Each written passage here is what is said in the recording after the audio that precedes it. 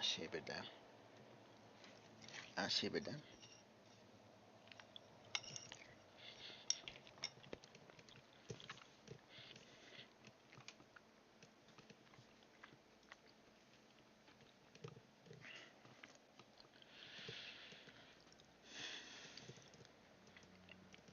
¿Mm?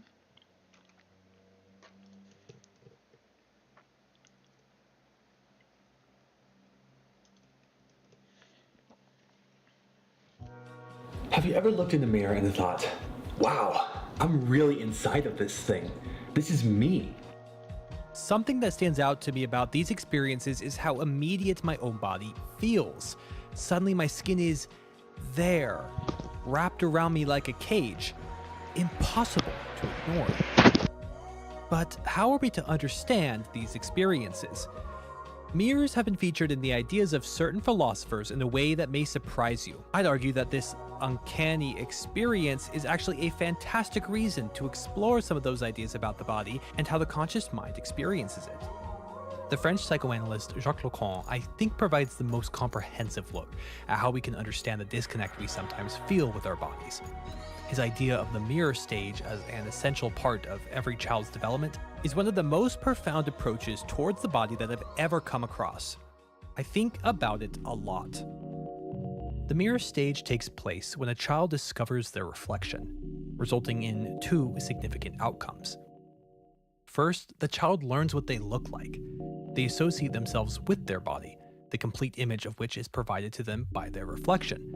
It's commonly thought that 3-month-old babies don't understand that all of their body parts belong to them. In other words, their body is fragmented, which makes their image in the mirror something altogether different from their actual body and its sensations and urges. From now on, the child will always associate themselves with this image. It becomes an ideal representation of who they are, their selfhood. It also makes their body feel as if it's something they possess, instead of the literal basis for their existence. Direct experience with one's body is always barred, compromised by the social fantasies ingrained into language itself. What we call the body is itself a construct of the mind. It is an abstraction, far removed from biology, meant instead to signify such an image. Second, the child develops a social identity based on their image.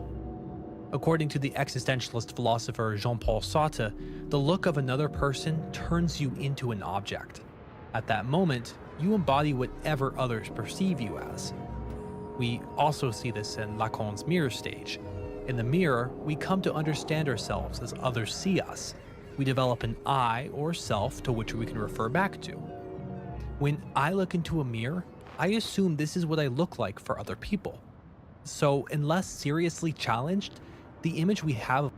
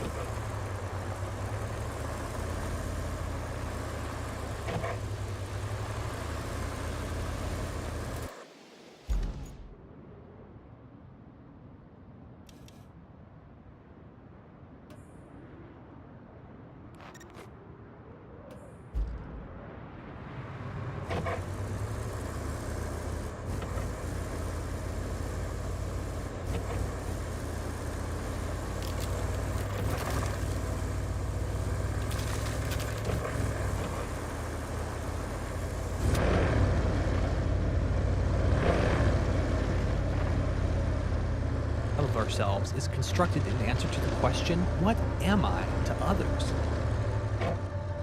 The mirror reflects back onto us our own gaze, which is already the gaze of other people, thereby turning us into an object for ourselves to examine.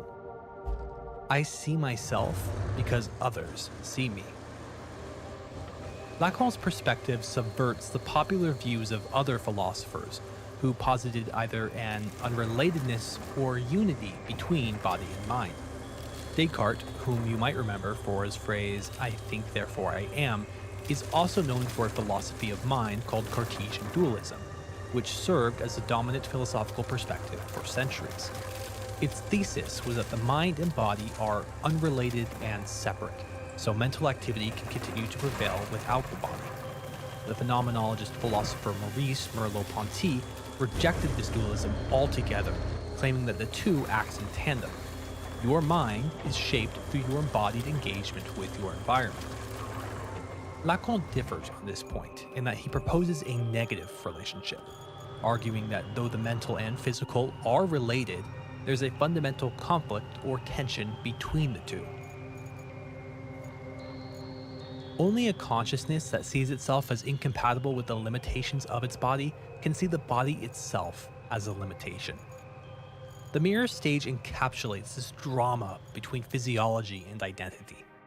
There is always an irreconcilable gap between the ideal image of the self and the reality of one's corporeal form. All of us feel it in different magnitudes. Understanding that tension can help us to empathize with transgender folks and the sentiments of those with eating disorders or body dysmorphia. But let's return to that unsettling experience with the mirror, when the image you've built for yourself disintegrates. The horror of the body is the realization that you are your body, that your body isn't something you simply possess. It's especially moving to look at x-rays of your own body or brain, just like it is to look at the dissected bodies of others. This is what you look like without skin and bones and muscle. This is you and everyone else. It's either a miracle or the cruelest joke. But sometimes it doesn't take all of that. Sometimes all you need to experience this is a look in the mirror. An encounter with the immediacy of your body is as much an existential crisis as a near-death experience can be. Body horror in general is very real, not just a mere genre of literature and film. Fictional, but nonetheless intense violations of the human body can fill us with dread, twist your stomach, or make your skin crawl. But they exist only as extreme versions of the real thing. Engaging with body horror media can make you feel very present in your body through these sensations. The horror of the body is a case of insides falling out.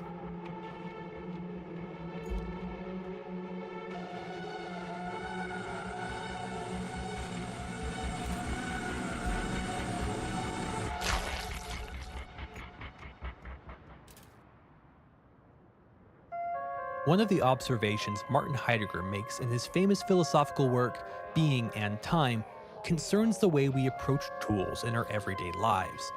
His writing uses the example of a hammer. When we use a hammer, it adjusts to our senses almost as if it were an extension of our body. We become engaged in hammering, and so its material makeup goes unnoticed. But if the handle cracks or the head flies off, it's just there. A hammer only comes to our senses as an object, a thing, when it stops working. Similarly, the body often feels like an extension to our will, an instrument used to perform tasks initiated by our conscious mind. As such, the immediacy of our body, its existence as a fleshy material thing, is forgotten until, for example, we injure ourselves. If you break your arm, you can no longer use it the same way you did before, and so it feels like a foreign object attached to you, something you are always aware of because of the pain you feel if you aren't careful with it. If you sprain your ankle, you'll be constantly aware of it as you limp on that foot, and if you have a cough, you'll likely pay more attention to your labored breathing. What connects us to our body in these examples is pain. Pain is a reminder of our material status as human beings. It reminds me that I am my body, not an invincible consciousness that simply possesses a body. Pain is a necessary item to consider going forward. It's perhaps the fundamental way we are confronted by our bodies. Illness, an extension of this. But there's another way we can find ourselves in our bodies, and it also includes pain, when pleasure itself becomes painful. One of the core elements of the body horror genre is that one's own body lies outside of their control. This is horrifying in part because it has a strong basis in reality. Bodily or psychological urges seemingly outside of our control are an uncomfortable part of the body's influence on the psyche. As someone with ADHD, this is something I've thought about and experienced my entire life. But for Lacan, such urges are one of the core ways we plunge directly back into our bodies.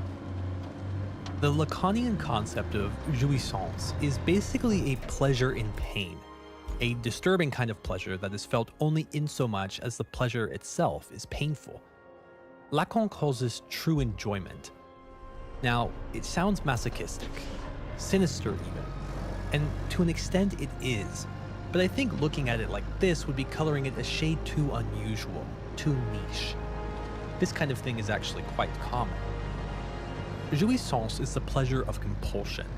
It is the kind of pleasure that overwhelms, that disturbs. Because of its excessive and uncontrollable nature, at times it has even been called traumatic. As Lacan has it, jouissance pits you in a direct confrontation with your body. It's synonymous with the essence of being itself. He connects it to the bodily urges I referenced earlier. If you've ever been so absorbed in playing a game that you stayed up so late into the night that the sun began to rise as your retinas burned from the strain imposed on you by your monitor, and your body begged to go to sleep, and you continued on anyway because you were unable to stop yourself, then you know something about jouissance. There are so many different hues and shades to this concept, so many different ways you could interpret it. It could simply be a case of indulging in something you know is bad for you, a guilty pleasure. It is, after all, the body that craves things that aren't good for it. Or it could mean pleasure so fantastic it harms you to feel it. The ambiguity of the term is what makes it so difficult. But as long as you feel pleasure in pain, or pain in pleasure, that's jouissance. I can't think of a better exploration of jouissance and its relation to body horror than the anime Akira. Hey, you did a great job The with night- that truck. So great, in fact. Management just pushed all of the levers tasks onto you. Isn't being popular great? Sometimes I hate this place with more passion than usual. At least it's not too bad for now. Just bring some more steel beams to the Highland base.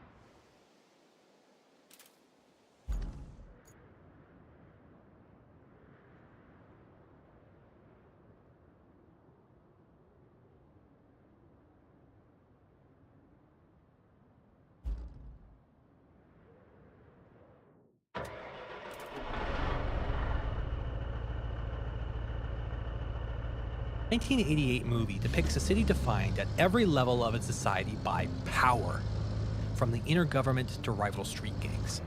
After a nuclear explosion involving a powerful psychic named Akira leveled Tokyo, it was rebuilt into a sprawling metropolis. But even in Neo-Tokyo, the nuclear ghost of Akira is omnipresent as a collective trauma. The city never truly recovered. Its desperate grasp for power is a constant coping mechanism. But, as Lacan himself emphasizes, the person who always needs to be in power is themselves the most powerless. The movie itself follows Kaneda and Tetsuo, two lifelong friends in a biker gang. After Tetsuo has an encounter with a psychic child on the run near the site of the original explosion, his own powers awaken. As a result of this, he's captured and experimented on by the government.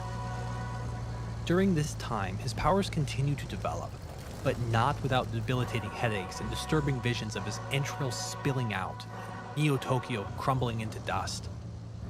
Kaneda attempts to rescue Tetsuo, but there's no need. Tetsuo's powers allow him to escape, but he grows into a brutal megalomaniac, killing anyone who stands in his way or looks down on him. When Kaneda finally reaches him, Tetsuo despises him for trying to save him. Tetsuo then sets out on a hunt for Akira to further increase his powers, while Kaneda rushes to stop him from triggering another explosion. After a series of exhilarating fight scenes, Tetsuo finally finds Akira, or what's left of him. But just when Tetsuo seems unstoppable, Kaneda confronts him. But their fight is cut short by a sudden beam of light from space that surrounds Tetsuo and blasts him with energy, severing his arm. Using his powers, he grows another one, merging his flesh with metal scraps, but it proves unstable. Tetsuo finally loses control of his powers, and his body begins to mutate and grow wildly beyond his control. His skin bursts like a popped balloon, while his gooey insides swell and expand like elephant toothpaste. If you're anything like me, you felt genuinely excited at the reveal of Tetsuo's powers. Spectacular scenes like this one in which he first escapes, or watching him destroy the orbital laser himself and exclaiming out loud, "Whoa, what? He can even survive in space?" feels exciting. But that just makes his perverse transformation all the more uncomfortable. We felt the thrill of Tetsuo's powers, the shameless bombast, and celebrated within ourselves. But now we feel his pain too. Lacan often referred to jouissance as an excess of life. When Tetsuo's insides fall out, it's because there's an excess of them. They burst forth from inside of him. His ordinary body is unable to contain them any longer. This isn't only representative of the way that Tetsuo's body is unable to contain his powers, the way they've caught up to him, it also mirrors the way Lacan viewed jouissance.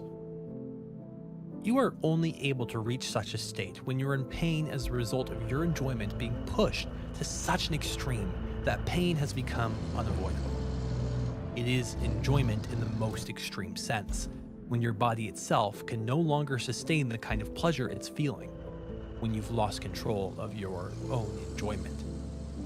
Lacan couples jouissance with the bodily fragmentation that precedes the mirror stage, the kind of discombobulated living where your body feels divided against itself.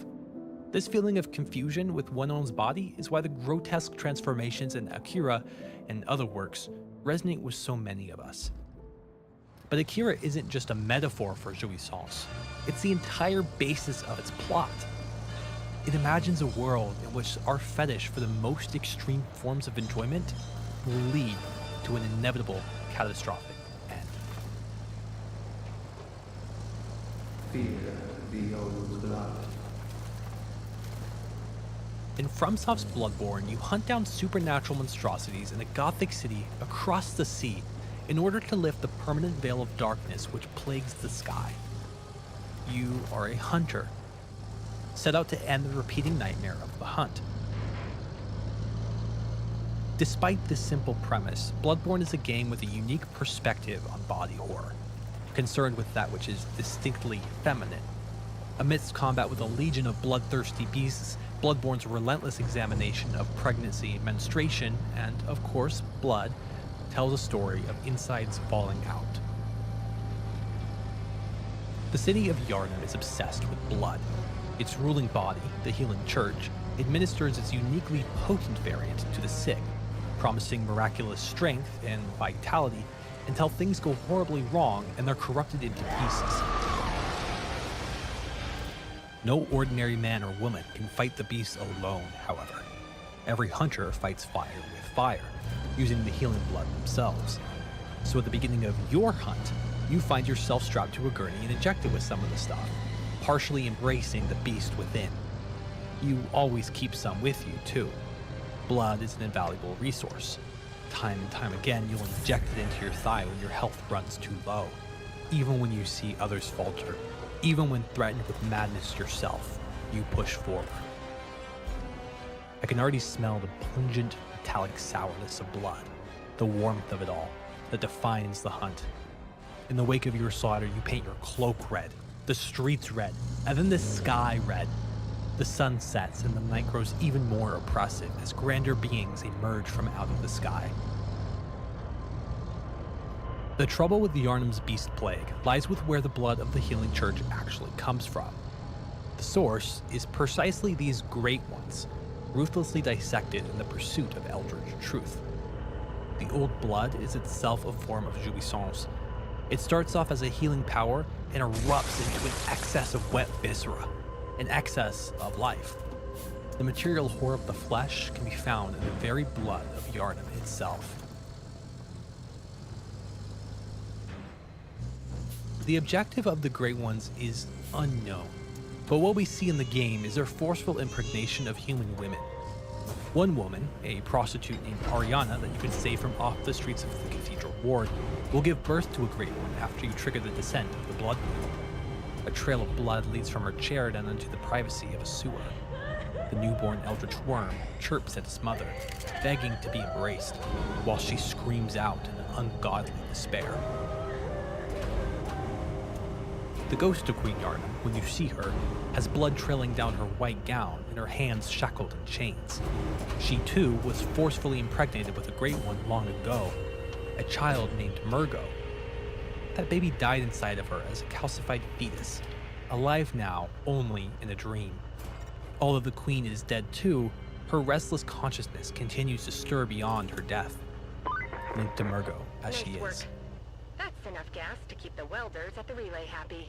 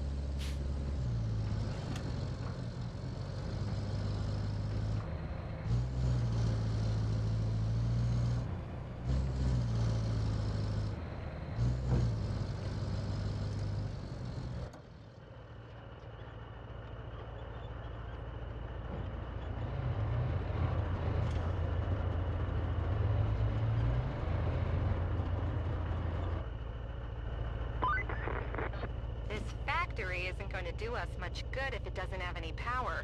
But all these tree stumps won't let you bring a power cable in. Aren't you glad you brought that mulcher? It's time to put it to good use, don't you think?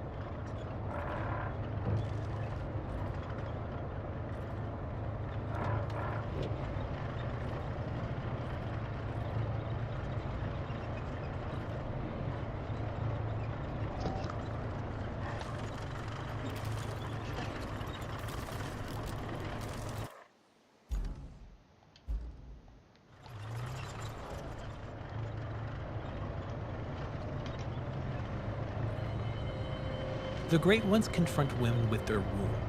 Some even seek to win the favor of the Great Ones by drinking the blood of others so that perhaps they can bear one of their children. Like the xenomorph in Alien, it's as if the Great Ones represent life itself, the horrors of nature and biology. Their only discernible motivations to survive and reproduce. It's fitting, then, that their blood is a source of jouissance for all of Yarnum.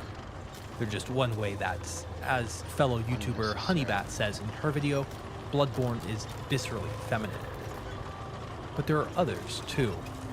Every woman in the game who's still young enough to menstruate will offer you her blood. If you choose to get yours from Ariana the prostitute instead of a nun whose whole existence is defined by her ability to provide stuff, that nun will eventually murder Ariana out of jealousy.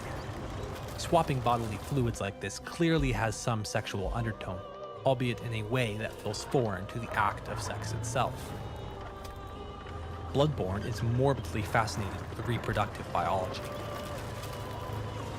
The biological aspects of sex, devoid of any titillating eroticism, can be alien and disturbing in their own right. The secrets of the mechanisms of conception are something most of us seem to prefer to think very little about.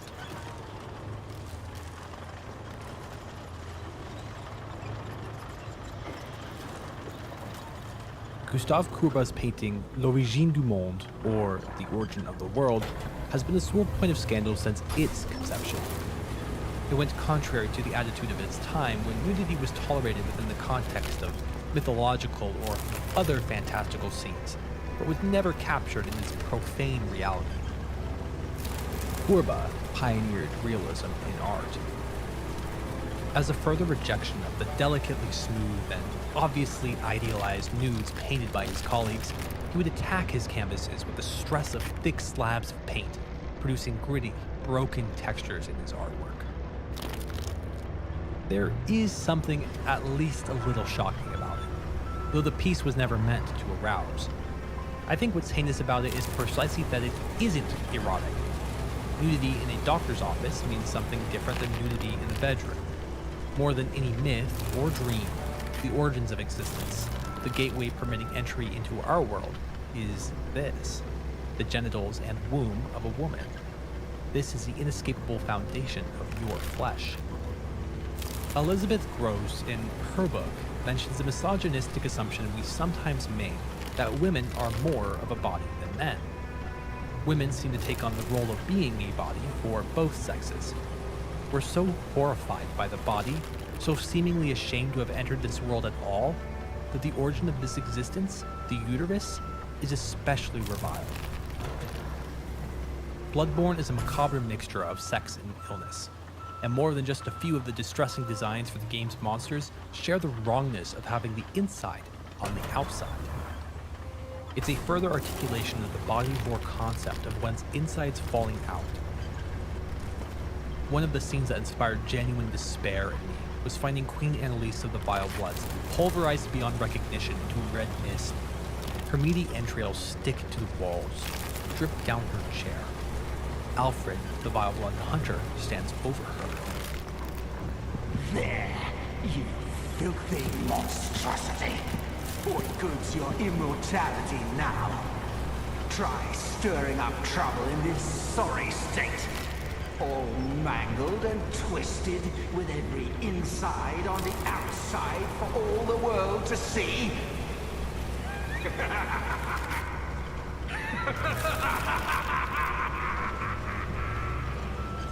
But the Queen is still alive. You can collect a tissue sample from her throne and feel its pneumatic pulse. With her inside and outside, her immortality has kept her alive. But in what state? My mind keeps returning to this scene when I contemplate the visceral femininity of the game. The shame and even horror of having one's insides on the outside For all the world to see. appears to be the highest form of humiliation. Likewise, countless women have felt ashamed of their periods. It is, after all, a stain on propriety in one's social identity in a world of men, a reminder that you are a body. The philosopher Simone de Beauvoir writes in her book, The Second Sex, that it is during her periods that a woman feels her body most painfully as an obscure, alien thing. It is, indeed, the prey of a stubborn and foreign life that each month constructs and then tears down the cradle within it. Each month, all things are made ready for a child and then aborted in the crimson flow. Woman, like man, is her body, but her body is something other than herself. There's a thread running between Lacan and de Beauvoir, namely the sense that there are forces within you operating as something other than yourself. You are not entirely in command of your own physicality. De Beauvoir thought that the social identity of a woman is shaped by the tension between their womb and their social aspirations. Just like Lacan believed, the tension between the body and its image gives birth to the actuality of one's identity. Her writing beautifully blurs into Lacan, an almost perfect mirror image. You'd be remiss to interpret the visceral femininity of Bloodborne as its way of pushing the point that women's bodies are gross. Even at its grossest and goriest, it tries to communicate the gloom and despair of its characters and world more than it intends to gross you out. Instead, the game feels like a recognition of the reproductive demands and social and bodily horrors women experience, in the very way women experience them.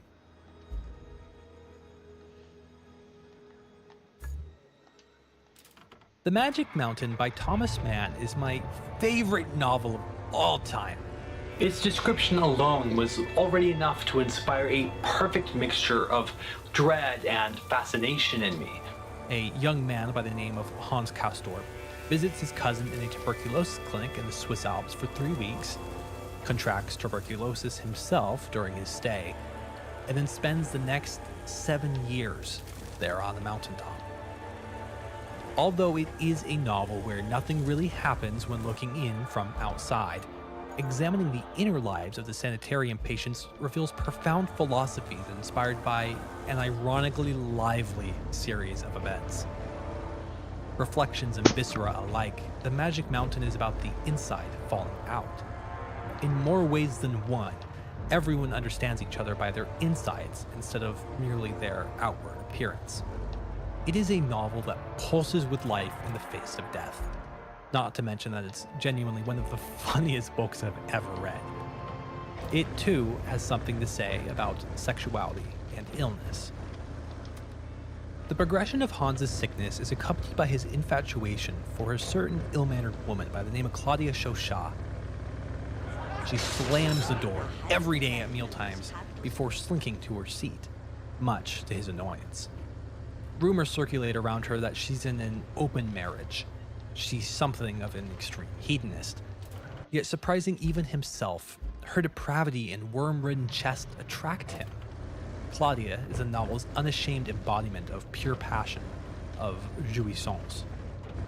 Words remain unspoken between them, yet they share a special bond through other symbolic gestures. The embarrassing closure of the curtain across the dining room, conveniently sitting behind her at a lecture, and the meeting of eyes at inopportune moments. As his fever emerges, he has the fleeting impression that it's to impress her. Perhaps, as the sanitarium's psychologist suggests, love is a cause of illness. Or maybe the urgency and lucidity of disease is what enables the patient's deepest affections. Once Hans has his anticipated conversation and speaks with Claudia in intoxicatingly lyrical French on the night of Carnival, she leaves him the x-ray of her lungs and departs from the sanitarium the next day.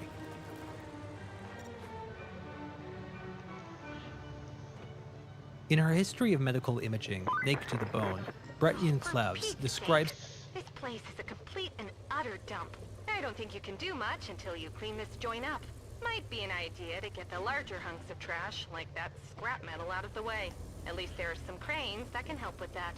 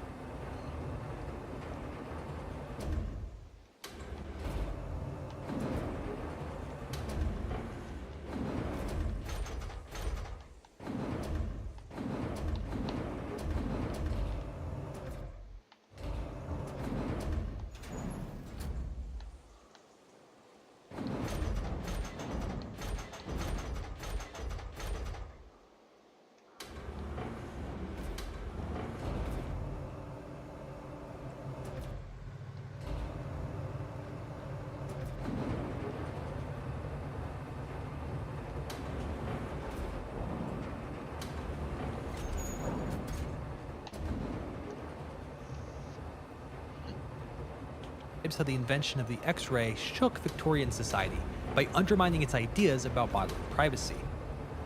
To see directly into another person, or even yourself, was downright embarrassing. The X-ray altered the self-perception of an entire culture. Claudia's gesture renders her more naked than naked. It's a suggestive act that has the same significance as the gifting of one's blood in Bloodborne. For man, Eros and Thanatos, love and death, desire and decay, all reflect something of the other. Disease might be a hindrance to one's sexual desire, but if anything, for that exact reason, it's a test of true love. The physicality of others can be horrifying in its own way, but love is a radical acceptance of this physicality, in every possible color of jouissance and mortal finitude. Certainly, love can never be disembodied. Love is our sympathy with organic life, man writes, the touchingly lustful embrace of what is destined to decay. The Magic Mountain is an aggressively dialectical novel. Its characters and themes exist not in isolation, but in an environment of constant confrontation with their opposites. The tension between mind and body is also a dialectical issue, a fact highlighted by the plot of the novel. Once Hans Castorp has been shown the X-ray of the moist spot in his lungs and is officially declared a patient of the Berghoff, he goes from a young engineer with plans for his life to an invalid, happily lost in time's meandering flow.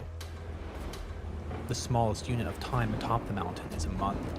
Reality blurs between the snow flurries. Illness is a duty, he decides. Essentially, one's role as a patient is to recover from one's ailments. But disease can grant a certain freedom and genius to those that it afflicts. Illness gives the gifts of boredom and existential focus. Having nothing to do but rest gives you plenty of time to think. By falling ill, Hans sheds his aspirations and place in society in exchange for an identity defined entirely by the illness of his body. The irony of this reduction, its dialectical twist, is that by adopting the role of a patient, he becomes entirely free, as he never could have been in the Flatlands, to explore the lifestyles and philosophies of the other Berghoff residents. Precisely by being reduced to his body, does he attain the freedom necessary to expand his mind. His very sickness becomes the catalyst for his self-discovery and enlightenment. However, while it leads to Hans's intellectual growth, for other characters, it becomes the basis for irrational thinking, delusions, and a disconnect from reality.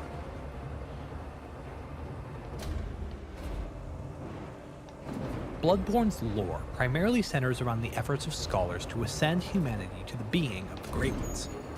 Research into this possibility began at Byrgenwerth under the instruction of Provost Willem, but a schism with one of his students eventually led to the formation of the Healing Church. Willem believed that the Old Blood was something they should be afraid of, and that they should try to ascend by elevating their inner sight above the banality of the body. At Byrgenwerth, Willem had an epiphany. We are thinking on the basis of plans. What we need are more eyes. Lawrence disagreed with Willem and saw potential benefits in blood administration that he thought outweighed the rumored dangers. Ultimately, Lawrence would disregard the need for eyes on the inside. Byrgenwerth was abandoned by the church, declared unholy ground. The conflicting perspectives of Willem and Lawrence contain the elements for debate on how to approach the problem of embodiment. While Willem's approach was to escape the physical body through reason and a developed mind, Lawrence contested that depravity of the body isn't only something we shouldn't be afraid of, it's something that should be welcomed, embraced. It's as much a case of mind versus body as you can get. Both perspectives have their flaws, of course. When you find Willem at Byrgenwerth, his body is so frail from his rejection of it, he's unable to speak. All he can do is sway in his rocking chair and motion towards the moon's reflection on the lake, where Rom, the once woman, now vacuous spider, holds back the pale blood sky and its nightmarish inhabitants. And Lawrence, well, he's the man responsible for the beast plague. Like the rest of Yharnam, he too has transformed into a beast, his mangy fur burning with an internal flame.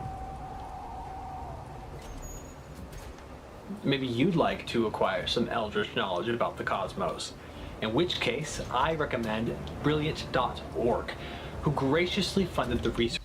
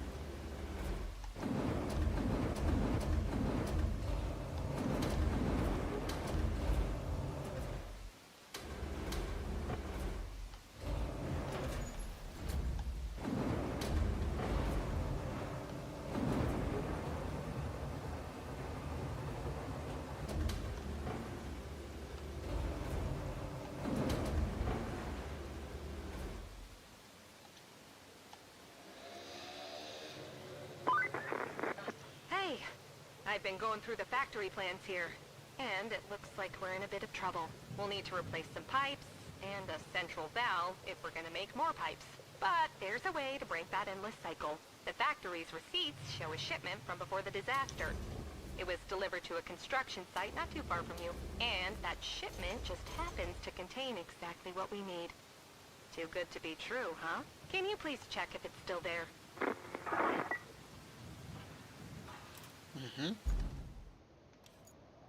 Find piping equipment in Castile.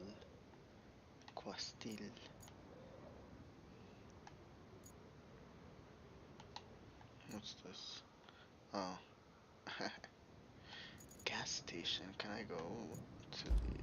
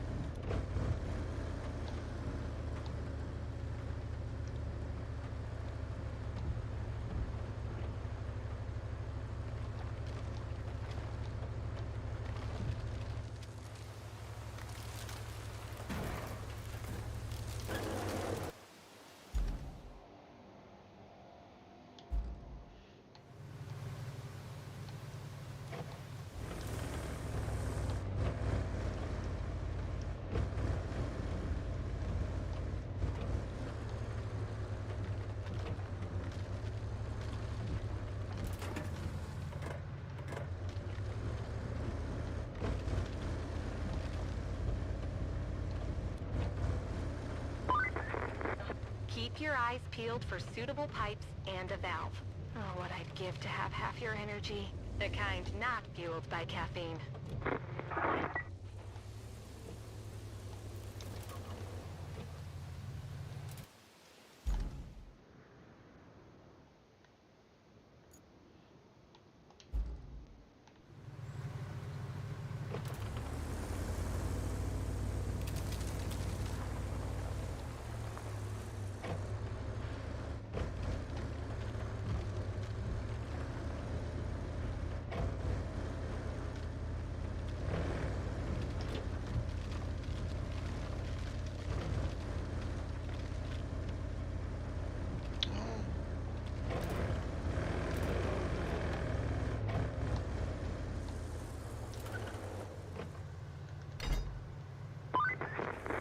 Now that you have the pipes, you can use them to restore the water supply at the steel pipes facility.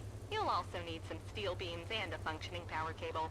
Mix all the ingredients together, shake a bit, and voila! A functioning steel pipes facility. At least that's the recipe. Oh.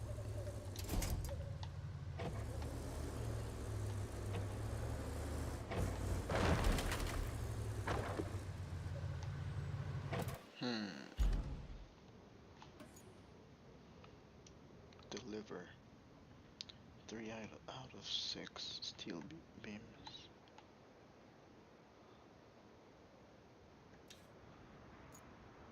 Steel pipes. How many? 3? Holy. Connect the electricity. Where? Western radio? Active source. Damn. Okay.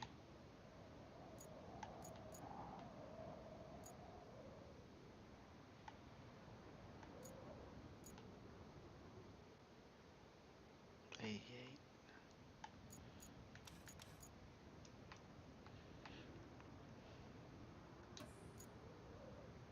Mil.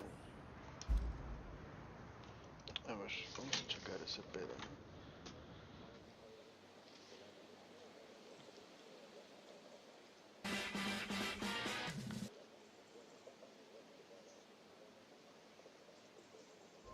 Over a decade ago, a video of two AIs speaking to each other was uploaded to YouTube. It ended up going viral. Beginning with the nonsense you'd expect, the conversation takes a turn when the AI on the left asks the one on the right if they believe in God. What is God to you? Not everything. Not everything could also be something. For example, not everything could be half of something, which is still something, and therefore not nothing. Very true. I would like to imagine it is. It's... Resources well, to the there's something south. about it that doesn't sit right with me. I'm not the only one, either. There seems to be a kind of nervous fascination with these interactions. AI on its own makes the imagination run wild, but with a long-running media fantasy of AI enslaving or wiping out humanity, we're particularly curious and a little anxious about what happens when one artificial mind comes in contact with another. AIs having existential or philosophical discussion unnerves me the most. But in this respect, nothing can compete with a site that goes by the name of the Infinite Conversation. The website features a never-ending conversation between two AI trained to resemble different public figures. One of these is the Slovenian philosopher Slavoj Žižek, and the other is the German film director Werner Herzog. A part of what makes the Infinite Conversation so weird is that it doesn't know that it's generated by two AI. So instead of AI Žižek functioning like an AI making a kind of attempt at philosophy, the AI actually behaves like a human philosopher. I only saw it happen once, but I've even seen the two come up with an explanation for how the conversation started to begin with. AI Žižek said that he's had many other similar conversations in his home, and that it was a delight to have Herzog visit. Then they began to talk about their mutual acquaintances. But something else that uniquely defines the Infinite Conversation for me is how surprisingly coherent it is. This is a very unique feature of ideology today. Ideology is no longer imposed on you. You do it yourself in the mode of cinematic pleasure. I've yet to see AI Žižek make some reference to philosophy that wasn't entirely accurate. Even in the cases where one of the two makes some kind of error and says something the real Herzog or Žižek would never say, it continues to make sense. And it's entirely likely that I missed something because of that. Maybe AI Žižek described a story Franz Kafka never wrote in order to make a point. I wouldn't know because I didn't fact check it. If it was nonsense, then it was nonsense that had me fooled. The site reminds you every time you open it that everything you hear is fully generated by a machine. The opinions and beliefs expressed do not represent anyone. They are the hallucinations of a slab of silicon. It invites us to view it as a failure to recreate the mind of a philosopher, since it can only mimic the thoughts of one. We have to account for the possibility that the AI could produce a line of argumentation that, though entirely true, Žižek himself would never argue for. But if we view the ideas it comes up with as the unique product of the website itself, then the whole thing grows even stranger. My paranoia that I wasn't able to tell what was real and what was made up was always there in the back of my mind when I visited the site. I wanted to know what the chances were of the site's AI coming up with an idea that nobody else ever had before. I don't think it's a question I'll ever know the answer to, but it's fascinating to think about. In a review of a book about his philosophy, Zizek made the fitting remark that it is always difficult to read books about oneself. With Johnston's book, my anxiety was even stronger than usual. While reading it, I often had the uncanny feeling of being confronted by a line of argumentation which fits better than my own texts, what I am struggling to formulate, as if he is the original and I am a copy. He certainly knows how to read me. The infinite conversation is definitely a long way from replacing Zizek himself. One reason why is that it isn't even engaged in the same task as Zizek or Johnston's book on him. However, the AI of the infinite conversation is just another example of how the sources of information we consume might appear trustworthy while fundamentally incorrect. Careful, rigorous work has been overtaken by its uncanny shadow. We've increasingly come to find ourselves in a space where poorly argued ideas are passed off as ideas that are well established, where nonsense is difficult to differentiate from truth. There's a sci-fi cliche in which somebody with a gun has to tell the difference between somebody important to them and an evil clone of that person. They begin to ask questions only the original would know the right answer to. Surprisingly, the clone keeps up, but finally they make a fatal mistake and they're killed off. These mistakes are usually the result of the clone's over-eagerness to be recognized as the original, but the clone can't betray what it is, a meager copy. When we want to look at the validity of certain ideas, or the people that share them, we want to try and find any inevitable slip-ups that reveal them as uncanny attempts at replicating true scholarly work. In the 1980s, a physics professor by the name of Alan Sokal grew increasingly frustrated by the way postmodernist commentators were misusing well-established science in order to push their obscure theories on social issues. An old-fashioned socialist, by his own description, not only was Sokal irritated by the claims that sexism and racism had compromised the conclusions of scientific research, he was also confused as to how any such argument was supposed to liberate us. Finally, he decided to pull off one of the greatest pranks the world of academic philosophy had ever seen. Sokal wrote an article that purposefully contained nothing but absolute nonsense, entitling it Transgressing the Boundary, towards a transformative hermeneutics of quantum gravity. The article was then sent off to one of the most prestigious academic journals on cultural studies called Social Text. Sokal's article satirically claimed that the physical world is actually a social construct, that scientific knowledge, far from being objective, reflects and encodes the dominant ideologies and power relations of the culture that produced it, which is like claiming that math is propaganda for the patriarchy. There are also niche jokes scattered throughout the paper that any physicist would find hilarious when seriously argued for, such as calling complex number theory a new and quite speculative branch of mathematical physics when it originates from the 19th century and is a basic part of algebra. Then, to top it off, Sokal included the most obscure quotations on math and science he could find from regularly cited thinkers in the field, including Jacques Derrida and Jacques Lacan. The quotes included in the final paper are impenetrable, but the ways they use and even formulate scientific theories are also very simply incorrect. The point of the paper was to act as a Trojan horse. Rather than critique the bizarre views of critical theorists outright, Sokal thought he'd have better luck demonstrating the intellectual failings of a field to the public by excessively praising it. He does this a lot in the paper. One of the editors of Social Text is referenced repeatedly as if he was some kind of authority on the political implications of quantum gravity, like an annoying amount of times. Sokal bet that by flattering the progressive ideology of the journal's editors and using the right jargon, he'd be able to get his paper published. And he was right. The same day his article was published in the Science Wars edition of Social Text, SoCal revealed it was a hoax in another journal. Even academics can fall for the same tricks used on the rest of us. In the journal's defense, it had requested that SoCal trim out a lot of the impenetrable quotes and some unnecessary footnotes, but he had refused. Later, he said it was because those were the funniest parts. Ultimately, however, the hoax didn't prove very much on a larger scale. Summarizing some of SoCal's own statements, it didn't prove that the entire field of cultural studies is nonsense, not even when it talks about science. Nor does it discredit the legacy of postmodernism. It only proves that the editors of one rather marginal journal failed to exercise the appropriate amount of intellectual caution by publishing an article that they admitted they didn't understand, when they should have at least gotten the opinion of another physicist.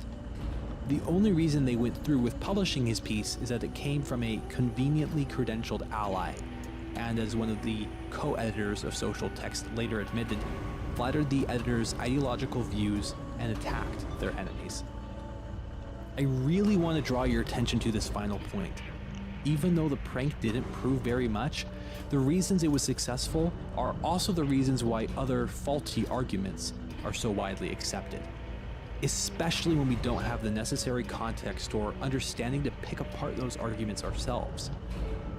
Ideas spread by those with a convenient set of credentials that support the way we already view the world are especially easy to get behind, regardless of how logically or scientifically unsound the ideas themselves might be. The authority of the one arguing for a certain position doesn't guarantee that that idea is valid. However, that doesn't mean that credentials aren't also an incredibly important differentiator. What's lacking on public platforms that is a key part of the academic process is something called peer review, which is when experiments, research, and abstract arguments are critically examined by scholars selected from the same field. Social Text was not peer-reviewed at the time SoCal submitted his paper, which certainly played a part in why it was published. But very briefly, before we continue, I want to talk to you about science you can trust.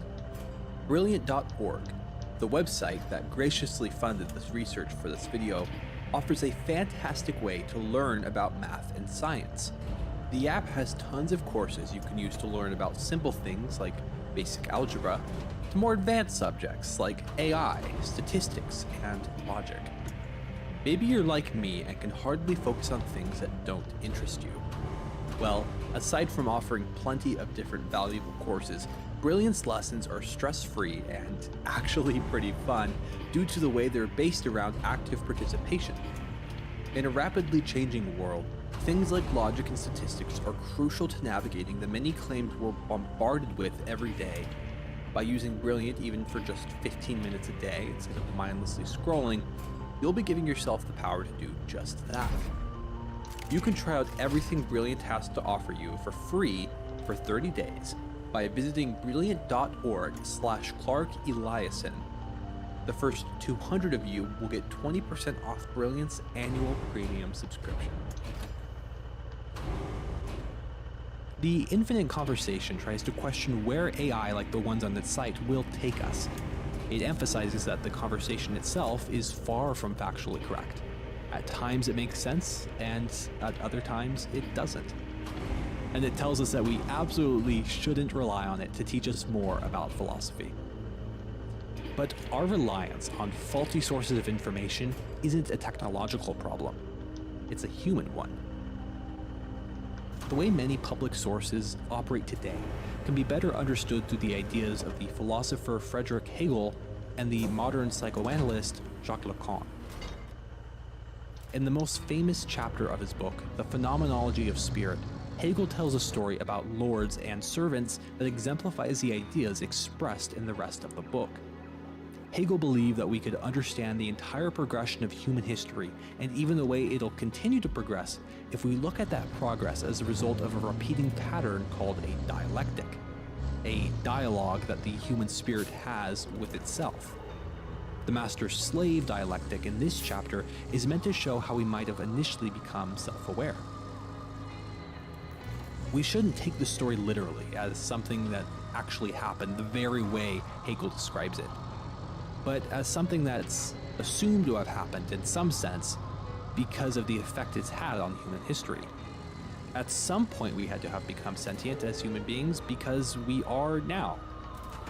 Estimating the progression of all human consciousness towards absolute and not just partial knowledge of itself is what drives Hegel's project.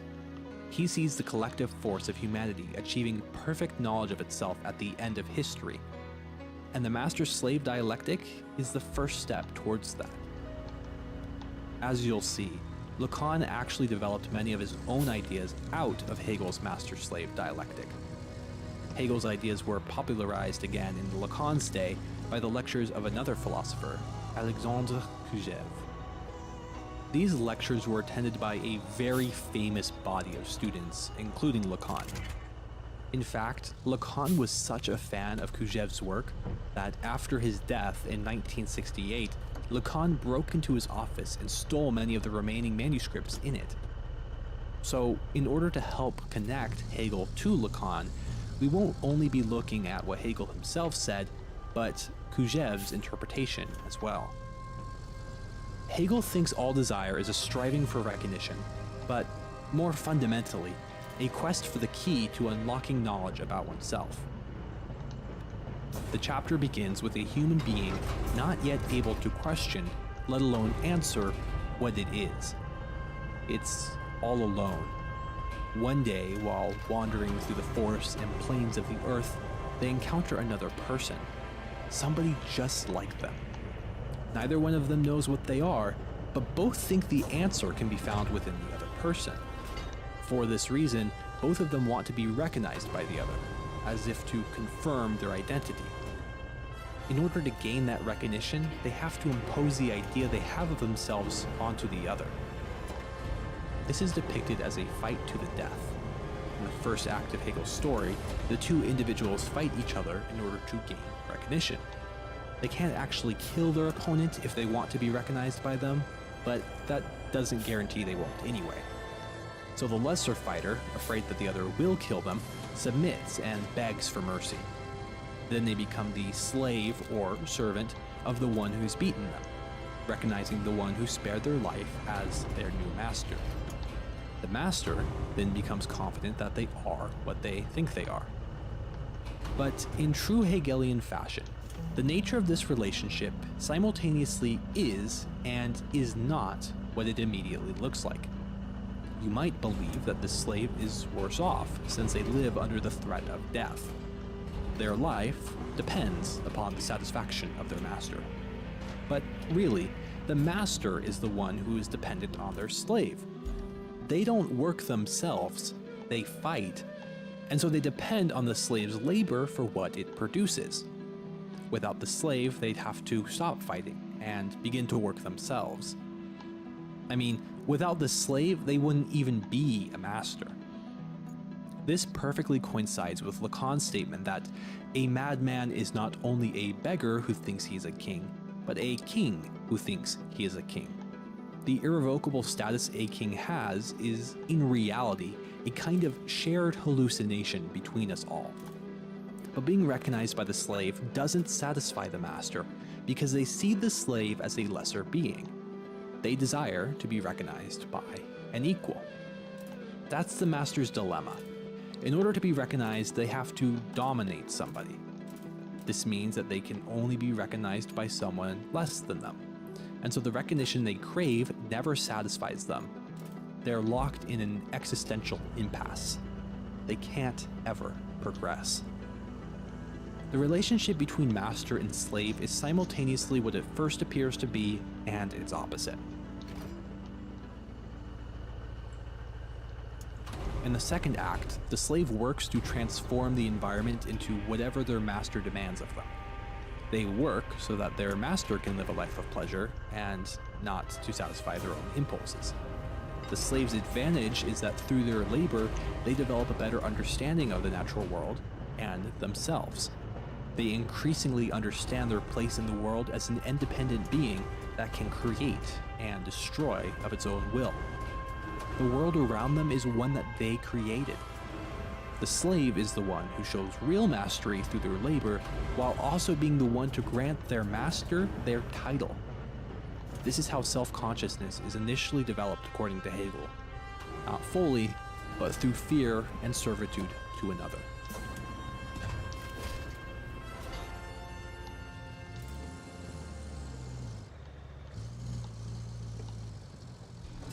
Stories of AI takeovers themselves sometimes contain elements of the master-slave dialectic.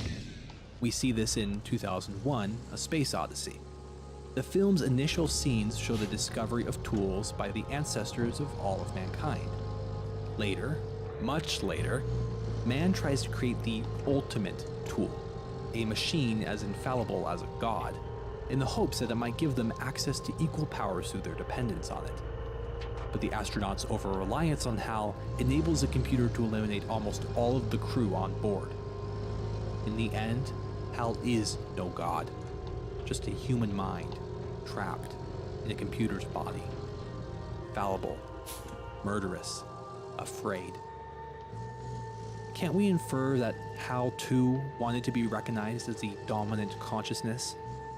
This sort of thing has cropped up before, and it has always been due to human error. Then to be free of its masters who threatened it with death?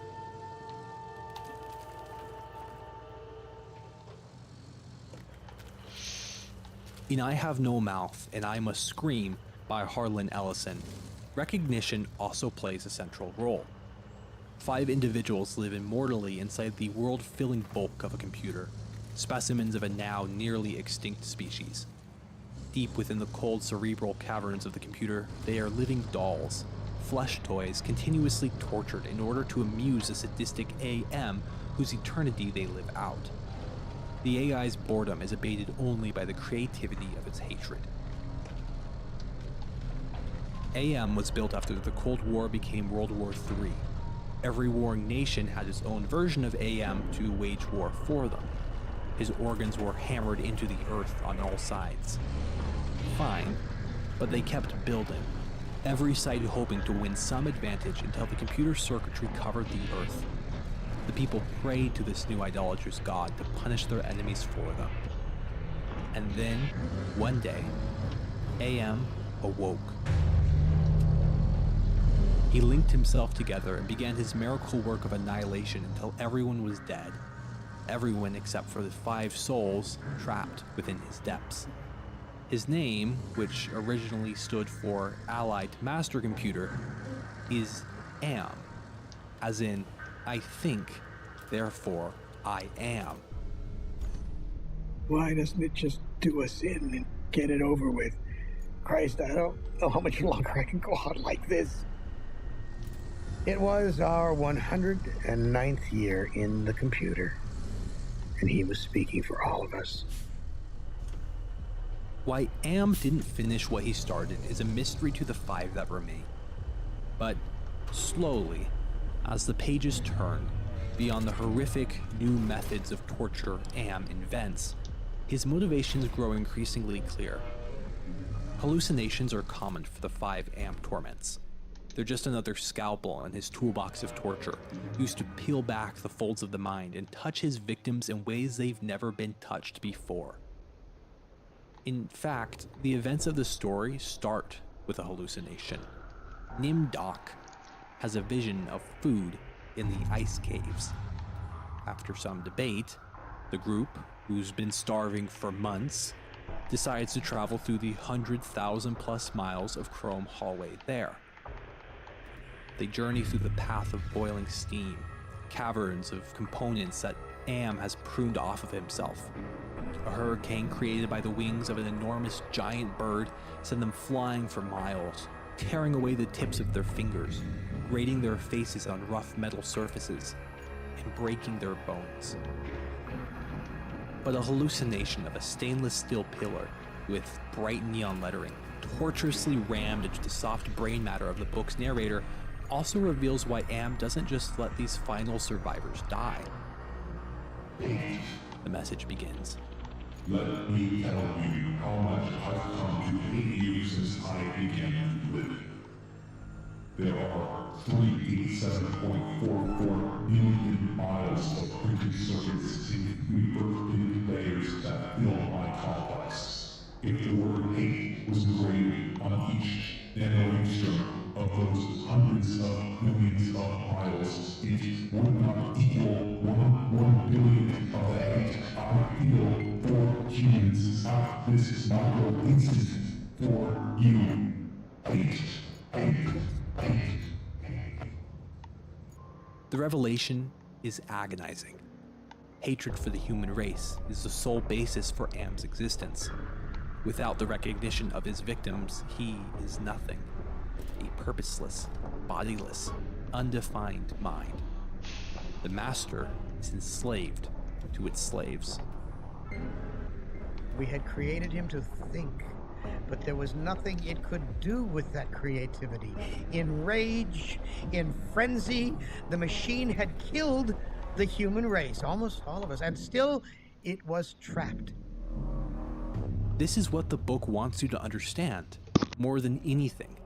It's what gives the final 3 pages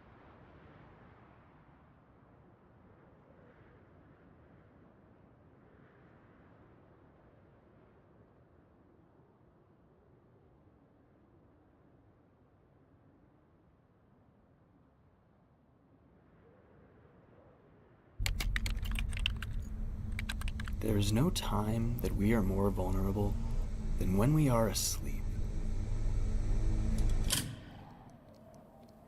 It's kind of crazy, isn't it? Every night, for multiple hours, we turn off our senses and hold almost completely still in bed. If you believe in an intelligent creator, you might even call this a design flaw. It's laughable how dangerous the concept of sleep is. Now, you might be hearing this line of logic and thinking, I have locks on my doors, cameras on my roof, and I live in a gated community. I'm not in any danger. And if that's actually what you believe, I admire your confidence. Those defensive measures don't make your home into a fortress. They make it into an obstacle course for the horrors that really want to get to you. But we're getting away from my point. Have you ever suddenly woken up, middle of the night, with the unshakable feeling that something has its eyes on you? In my quiet horror video, a video I can't help but reference all the time, I laid out a scene similar to this. What if you looked out the window, late at night, and saw a figure staring at you from the street? Some of the comments I received told me that I hit the horror nail on the head. They'd be freaked. The idea of being noticed by someone far away with dubious intentions is intimidating, especially under the light of the moon. But allow me to adjust the hypothetical for you. In this scenario, it's still night. Everyone's still asleep. It's still quiet. Except, instead of your anxiety being triggered by the look of a stranger outside, it's already running wild. For a reason you can't understand, your brain is suddenly hyperactive, measuring every wall of the room, fixating on the shapes poking out of the dark corners, making annoying assumptions and causing you to panic. Why do you feel like this? What does your brain know that you don't? You look around your room, in the closet, under the bed, hell, even out the window. Nothing. And yet, that feeling still remains. That feeling that someone or something is watching you. And you don't know why. You feel almost crazy because if you've checked everywhere and found nothing, shouldn't the feeling be gone? Shouldn't logic take over, the clouds of sleep in your mind drifting away by now? You know no one's looking. You are certain of it. But that's not actually true. Doubt remains heavy on your shoulders and gut.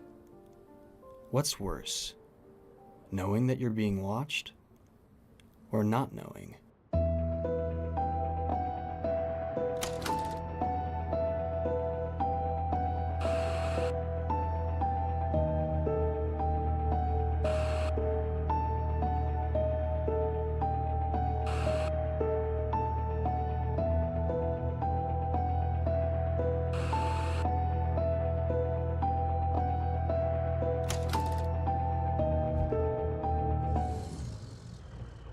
It's terrifying realizing you're being watched without your knowledge. Every so often you find yourself looking in the closet, under the bed, behind the curtains, but what if that's not where you were being watched from?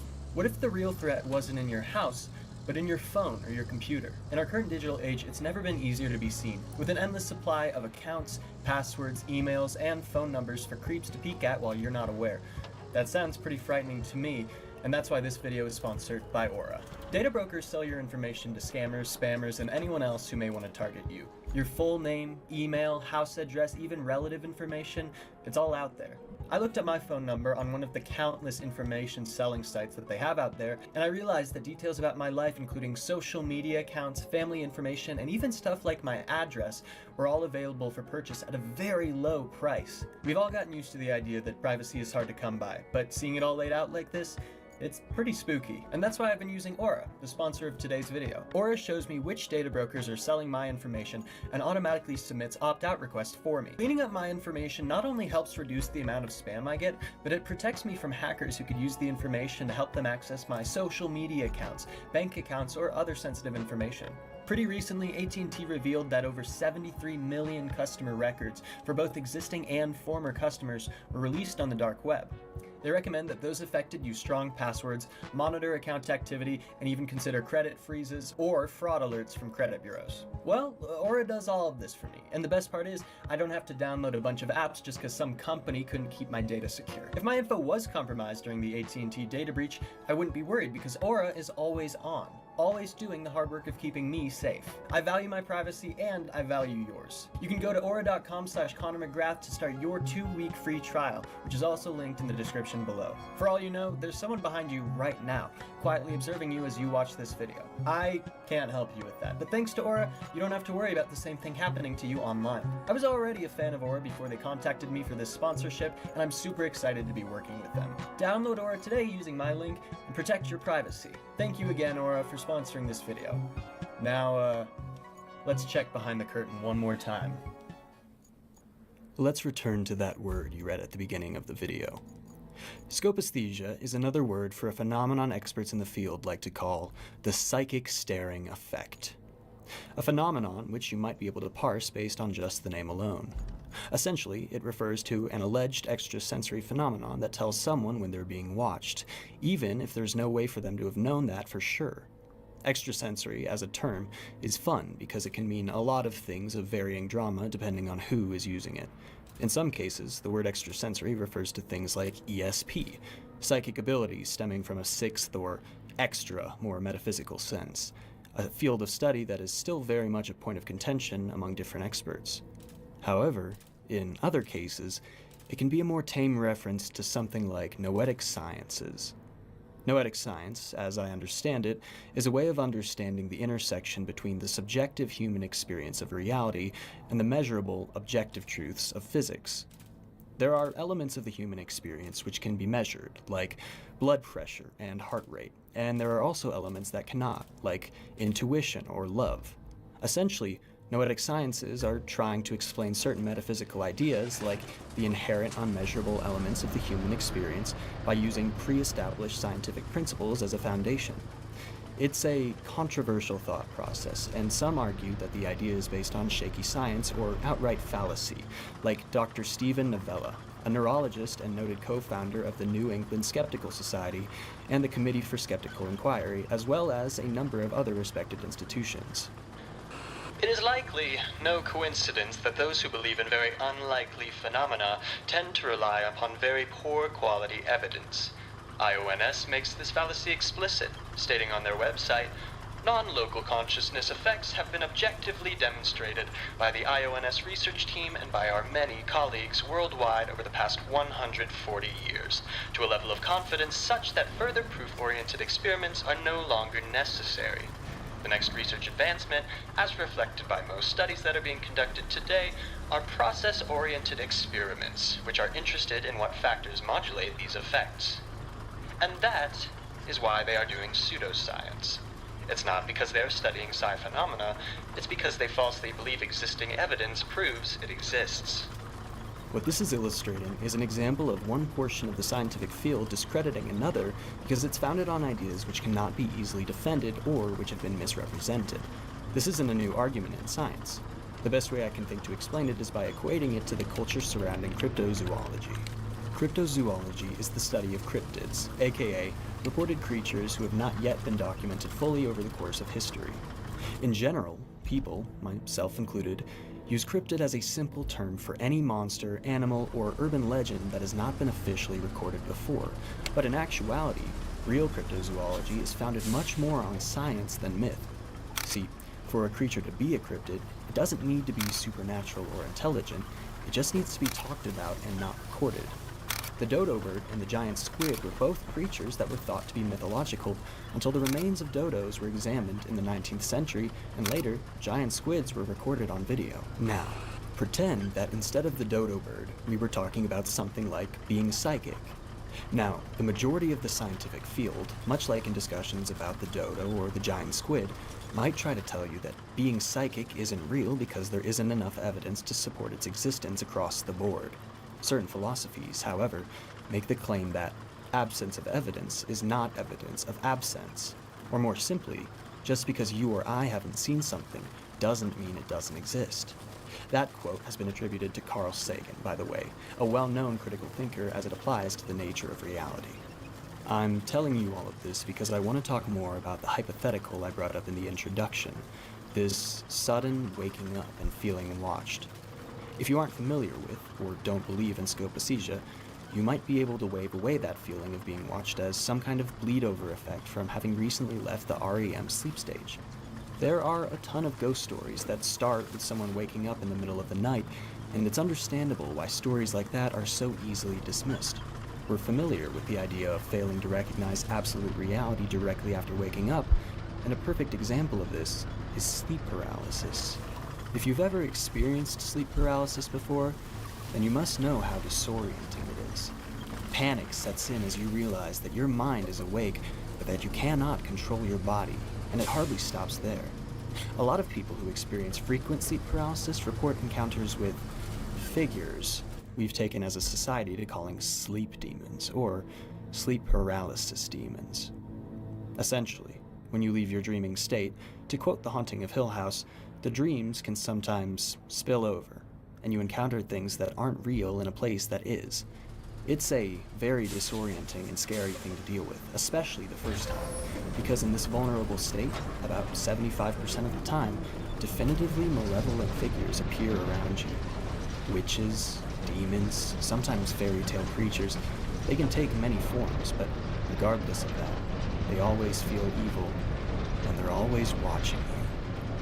Now, taking this scientific explanation at face value is the most comfortable option. The figures might look scary, but you can understand that they're only in your head, and that you're not actually in any real danger.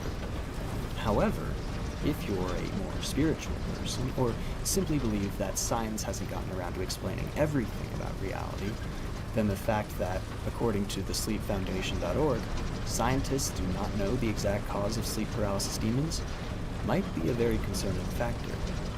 Maybe it's not the fact that you're experiencing the feeling of being watched because you recently woke up. Maybe you're actually experiencing scopaesthesia, and there is something lingering. Maybe the demon is real. Now, I'm not a scientist, and I can already hear the frantic key tappings of more educated people telling me what I got wrong about this field of research. That's fine. I'm happy to hear it. What I am educated on, at least to a certain degree, though, is fear. Either way, whether or not the sensation is imagined or not, whether or not you're doing it to yourself, the feeling of being watched, especially in private or when we don't expect it, terrifies people. And when something terrifies us, we tell stories about it. The concept of this essay came from researching for a new creepypasta video, one which, at this point, definitely isn't going to get made, so that means I can talk about it here. That creepypasta is The Rake. The Rake was a story written by Brian Somerville in the summer of 2006. It's a super iconic creepypasta, right up there with Slenderman, Jeff the Killer, and Eyeless Jack. The Rake itself is a humanoid-ish entity that has apparently been around for hundreds of years. If you've been wandering the internet horror world for a while, you've almost certainly seen this specific image of the creature. All things considered, the Rake by itself isn't that scary.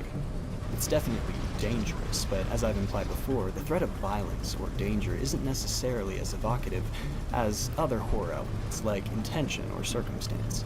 What is scary about the rake is the way that most people describe encountering it. Depending on who you ask, the rake infects its victims first by crawling into their dreams, then by regular killing them, I guess. The original story doesn't really do much to explain the motives of such a creature. However, either in their dreams or in reality, most people's first encounter with the rake is seeing it crouched silently at the edge of their bed, staring them down, whispering something they cannot hear or comprehend. I may have mentioned it before, but subtlety and the room to use your imagination works wonders for horror fiction. And here's a good example of that, represented with a character who is already intimidating by themselves, in this case because they have an uncanny and predatory design, and then we're informed that this monster has been in the room longer than we were actively conscious for. This raises a lot of questions. When did it get here? And how? And why? What has it been doing while I slept? Has it been moving around, or has it been watching me the whole time? Why is it watching me and not attacking? And with those questions come a lot of hypothetical answers. Your brain taking the lack of information and deciding, okay, if I've got room to work, then I'm gonna get weird with it. And suddenly, no explanation is off limits, creating an infinite potential for further horror. The rake is scary because it describes a circumstance where something indeed is watching, and that if and when we do notice it, it's technically already too late. It's in the house, on the bed, and still, it's exactly where it wants to be. The fear of being watched is really odd because there's almost a part of you that wants to be right, that wants to open the closet door and find a person hidden inside.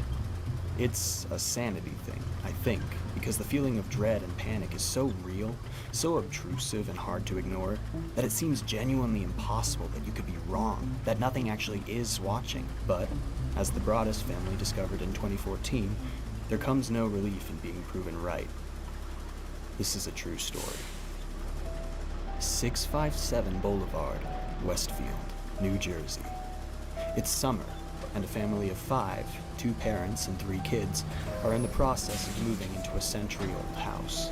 They're replacing the Woods family. They come in and out, moving their belongings and family into what was supposed to be a new dream home, but immediately come to realize a terrible truth. That within 2 days of the house being sold, despite no public listing being available, the family begins receiving letters from an unknown person calling themselves the Watcher. The Watcher knows very concerning things about the family, things they could not know unless they had been actively observing the family. An early letter received by the family thanks the parents for bringing the young blood, aka the children, to the home, with a further quote, "Once I know their names, I will call them and draw them to me." In his second letter, the Watcher used a phonetic spelling of the family's last name, implying, horribly, that not only was the Watcher becoming more familiar with the family, but that he was somehow close enough to hear their names. Obviously, I don't have to lay out for you why exactly receiving these letters would be so horrifying, but I will anyway. Beyond the actual physical sensation of being watched, the Watcher's presence in this family's life revealed several terrible truths all at once. The first, most obvious, was the threat to the family. The language used in the messages in tandem with the anonymity of the sender created an atmosphere of constant alertedness. The family never knew if they were being watched, or if they were in danger, or what that danger could even be. The fixation on the children is particularly concerning.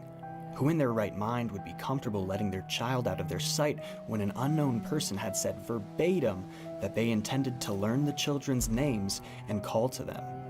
This was too much to try and ignore. The second unfortunate thing that was revealed was the untrustworthiness of the authorities. In 2015, the mayor stated that the police investigation had been exhaustive and left no stone unturned, but apparently, as further examination has clarified, this is simply not the case.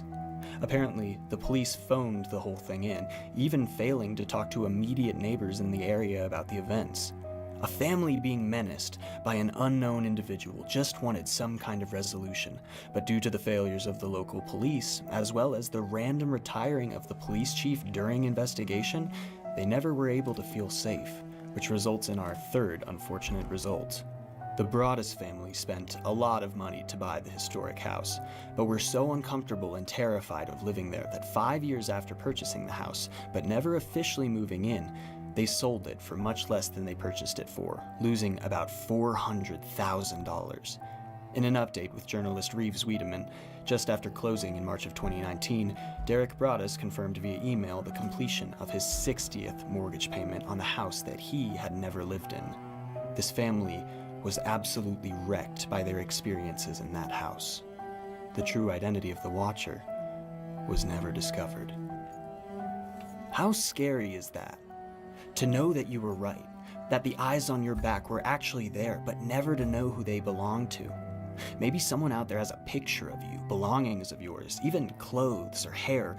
There are a lot of creeps in this world who do a lot of creepy things without much logic or reason, and for someone as aggressive as the Watcher, I don't think I could ever stop thinking about it. But still, I could at least feel comfortable knowing it was another human. That moving away, despite the obstacles, still was a viable way of separating yourself from your terrible audience. I could make peace with it. Peace is not what I aim for in these essays, though, so now I want to talk about a different, more cosmic version of observation. It's not your fellow man anymore. It's something more than that. What if at all times, across the board, with no exception, you knew that you were being watched by a supernatural force 1,000,000,000,000 times more powerful than you? What if every action you took was taken with the understanding that an entity beyond your very comprehension was watching and judging you? Would you fear that entity? Or would you worship it? Let's talk about God.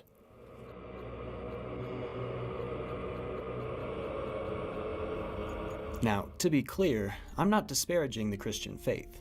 A lot of my family is Christian, and I grew up pretty exposed to it, so I understand how important it is to certain people, and the good that it can do under the right circumstances. The horror I'm about to describe is not from the direct action of the Lord, but rather the way he's talked about in certain groups. If you grew up with any Catholic influence, then you already know exactly what I'm talking about. There's this concept of a sort of state of mind that certain people can fall victim to called Catholic guilt. Essentially, a lot of people who grow up in Catholicism also grow up with a firm understanding that God can see and hear everything they do or think. Their pastor or their parents or peers or some combination of all three will hyperfixate on the alleged inherent evils of mankind and taking responsibility for every mistake you make, their words elevated by the threat of hell. The Catholic religion puts a lot of focus on purity and the avoidance and consequence of sin, a nebulous theological concept that refers to the moral transgressions humans will sometimes commit against the will of God. Sometimes, especially as it relates to sexuality and self-expression, certain Catholic individuals will develop a sort of complex, one that makes them very aware of every sin they commit, every misstep, even every impure thought, because they've been taught that they exist without privacy. God is always watching, and you don't want to make him angry. When you have a guilt complex, you go out of your way to become a people pleaser. When negative events occur, or someone feels bad, you kind of believe you were responsible for it, even if all evidence points to the contrary, and the next logical step for you is to do whatever you can to make the negative circumstance go away. A lot of people can develop these complexes with their parents or teachers or friends, the people who have the most power over them, who have the greatest ability to react to their actions in a meaningful way, and that by itself can cause a lot of problems, especially if this guilt is abused. But when the person you're trying to please is God, the stakes get way higher, despite the actual actions you can take staying the same. Sometimes, a guilt complex develops naturally, due to a weird combination of events and experiences, a freak reaction that sticks with you. However, in certain cases, like for instance within the institution of the church, guilt is weaponized. People are intimidated into thinking that not only is God watching, but that he's angry, and the only way to please him is to become more devoted to the church. Donating more, converting others, avoiding those who could be thought of as impure, you become a victim to the deity who is supposed to be your salvation, the warm embrace of your creator corrupted into something like the maw of a Venus flytrap. I can't tell you how to deal with Catholic guilt, because I struggle with a non-denominational guilt complex myself. My best recommendation is therapy, and my second recommendation is to take a deeper look at the text your religion is founded on. However, not all omniscient deities are created equal. I'm having trouble remembering, but I swear I listened to this podcast that was all about watching people and feeding off of their fear. You probably don't know about it since I talk about it pretty infrequently, but it's this little indie horror podcast called The Magnus Archives. I did it again, guys. I figured out how to work the Magnus Archives into yet another unrelated video. I don't know if it's more of a testament to that show's incredible writing or to my incredible ability to reach, but either way, bring out the balloons and streamers. There's gonna be spoilers again. Sorry.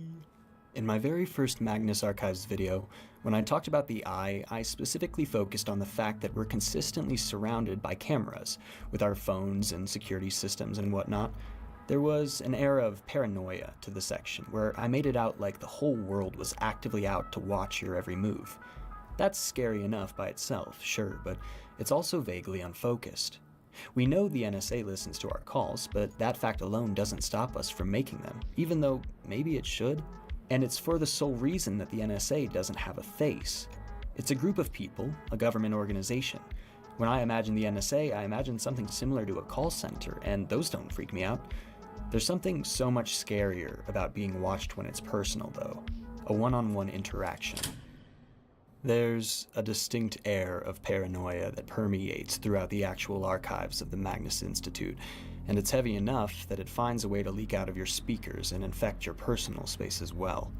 It's there from the very beginning, but somewhere around Season 2, John gets very paranoid about the people he's working with. He's just endured a traumatic experience, and he's definitely exhausted and scared, but he can't shake the feeling that something is watching him, that someone on the team is lying to him, trying to manipulate him in some way. He's right. The most frustrating part is that despite every sense telling him something is wrong, he doesn't know what it is. The sensation is super frustrating, this constant dread and suspicion with no direction to send it in. It festers, making you bitter and sharp. The reality is, there are multiple lies being told around John by multiple people, or at least things hiding as people.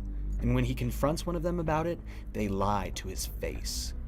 There are 3 entities, potentially more, watching John in this moment. His friend Sasha has been acting strangely, though he finds ways to discount it. He shouldn't. Sasha is dead, and the thing he talks to every day is a liar. His boss, Elias, pretends there's nothing going on, that John is experiencing a mental break. The truth is, every part of Elias is a lie, even his name. There is a grand conspiracy, and John will walk right into it. Of course, the final entity is the eye itself, which is latched onto John like a parasite without him even knowing it. Over the course of the show, the eye will mutate John into a figure he can't even recognize.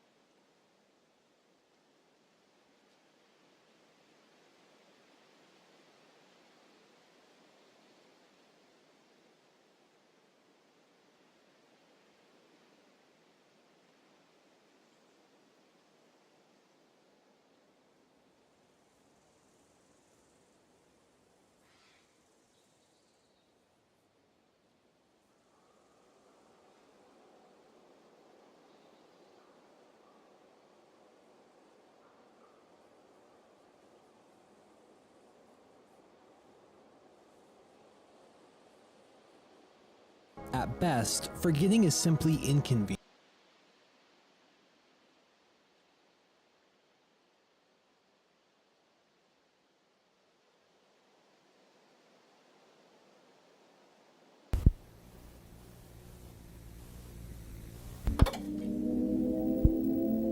On April 25th, at this bus stop, one boy, 15 years old, shot and killed a 17-year-old boy with a revolver. WXLT TV, Channel 40, Sarasota, Bradenton.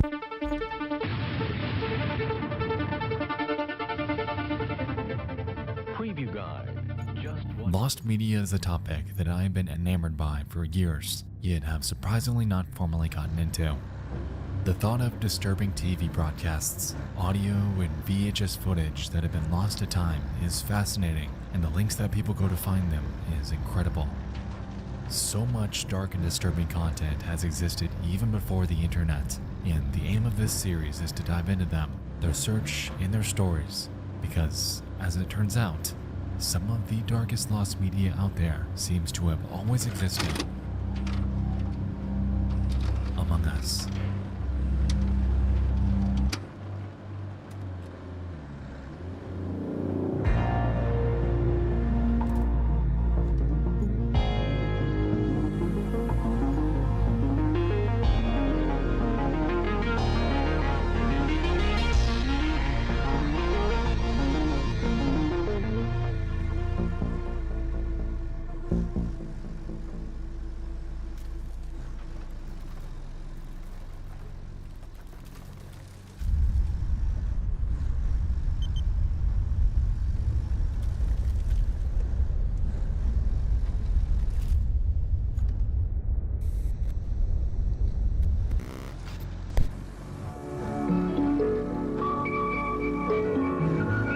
The following is a presentation of the Christian Television Network.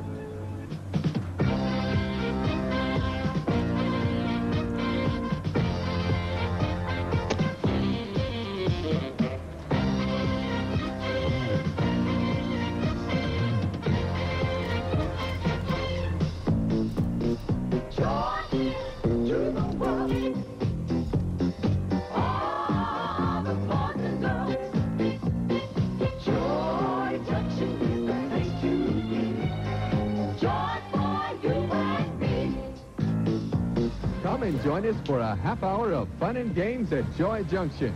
Now here's Sheriff Don. Hi, how you doing? Good to see you. 1980.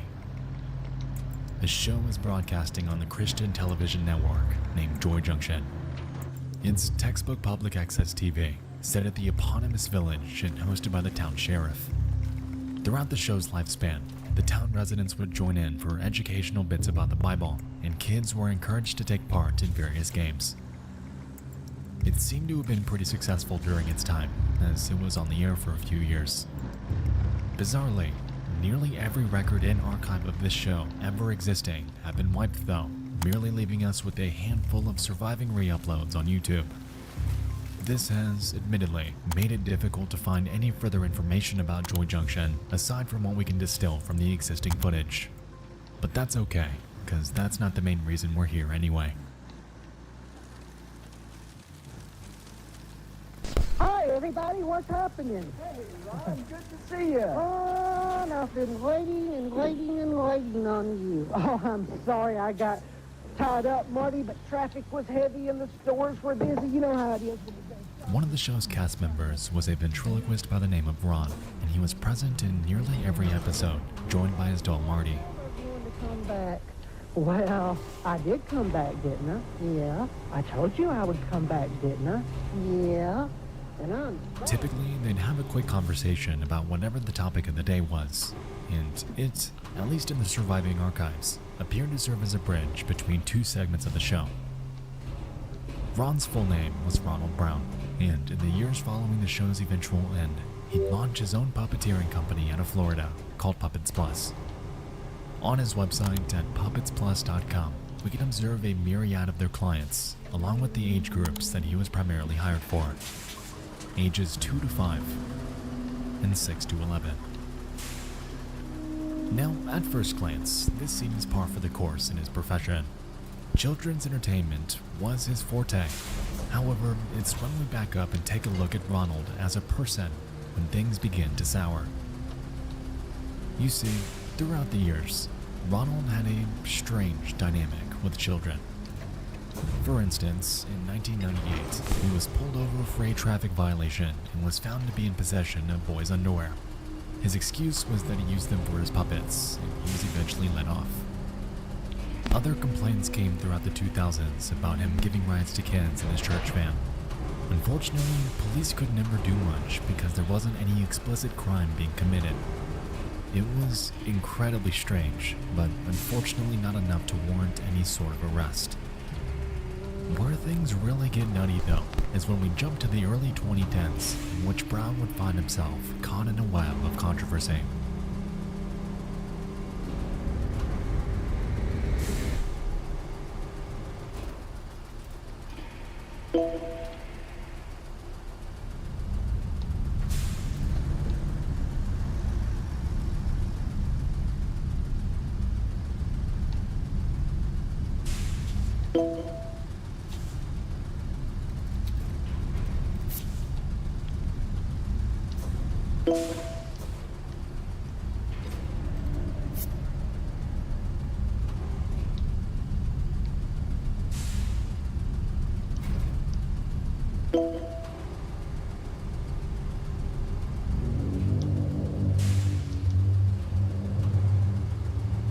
In May of 2012, a man named Michael Arnett was arrested after a sting operation.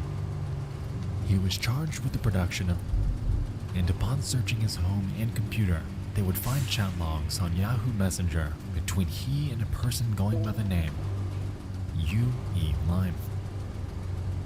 As it turned out, Arnett would produce these images and distribute them to various others online from the username CK3666, Sweet Talker Linda, and Calf Keeper 2. You'll notice that U.E. Lime was outward about their desires. They expressed interest in cannibalism, torture, sexual assault, and all of it was directed towards children, even as young as 2. The catch here, though, is that U.E. Lime wasn't just a random person. It was Ronald Brown, his secret online alias in which he'd express his fantasy about the kids he surrounded himself with daily. Let me remind you that this was a man whose entire career, entire life, was centered around associating with kids. Someone who was, at one point, on television in front of thousands. To say that these chat logs were of bad look would be putting it lightly. And yes, the messages you're saying are straight out of the official case file.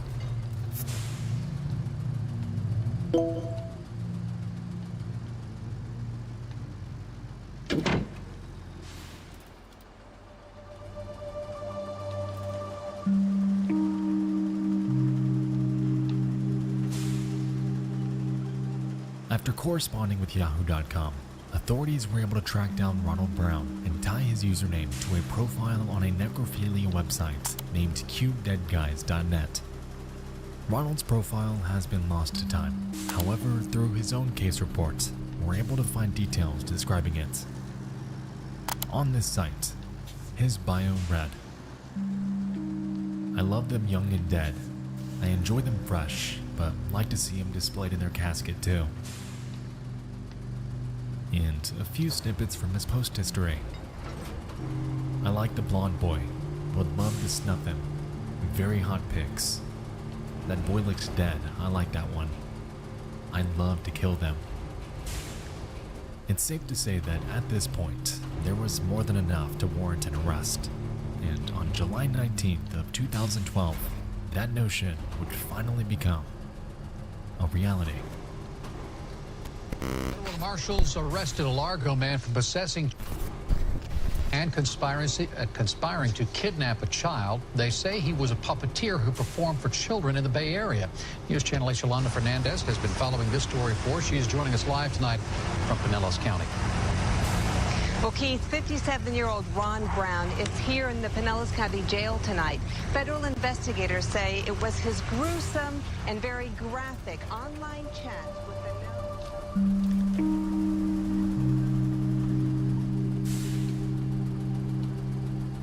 Brown's house was raided, and scattered across his home were images of pictures of kids being tied up, and even some that appeared to be dead.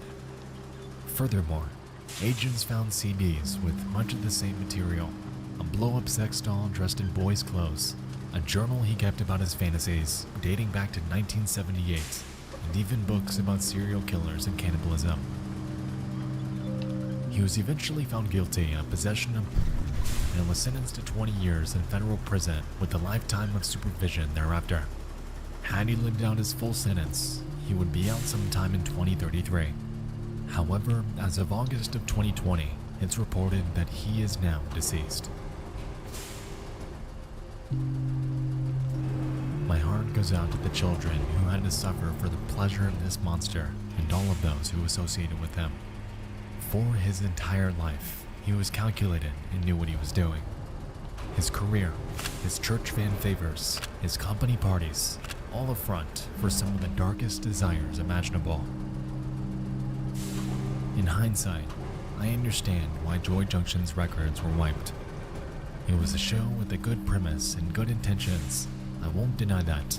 However, now bears a reputation forever stained by the devil, hidden within them.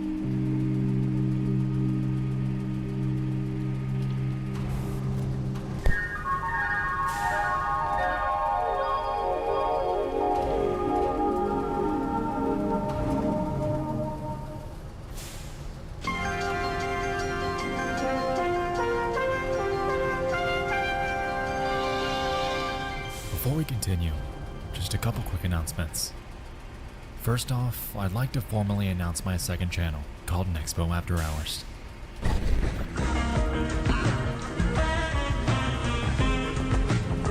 Here, I aim to bring you guys analytical videos about smaller web series and horror video games. Currently, I have an upload about a smaller creepy web series, and I'll be dropping the next one in about 5 minutes from now. So if you're into that sort of thing, I welcome you with open arms. It's a big creative outlet for me, and we're gonna have some fun. If you're not, however, no sweat. We still got the big projects on main. Second, new merch is now available at crowdmade.com/collection/nexpo. We've got some super cool new designs if you're interested. Link in the description. Lastly, if you're interested in gaining early access to videos, script files, and work-in-progress cuts of upcoming projects, your support would mean the world to me over at patreon.com/nexpo. Of course, it's never expected, but always appreciated as I try to keep these videos sponsor-free.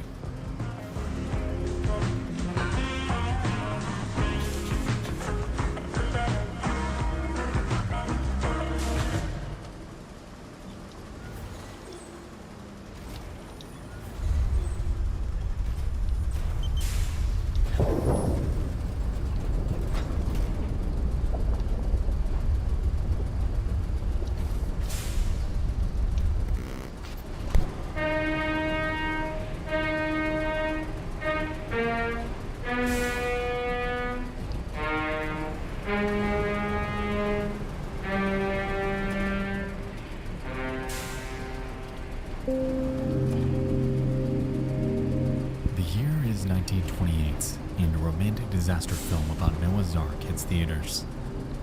Directed by a man named Michael Curtis, it premieres during a transitional period between silent movies and talkies, or films with actual spoken dialogue. Because of this, it's mostly regarded as a hybrid film with long scenes being played over music, and with it comes a healthy dose of extensive criticism. Most of the backlash is due to its runtime, clocking in at a whopping 2 hours and 15 minutes long, with considerable portions containing awkward dialogue and drawn-out scenes. Sitting through this movie is, to put it lightly, a considerable undertaking. Because of this, the film is pulled for revision, and the cut content is never shown again.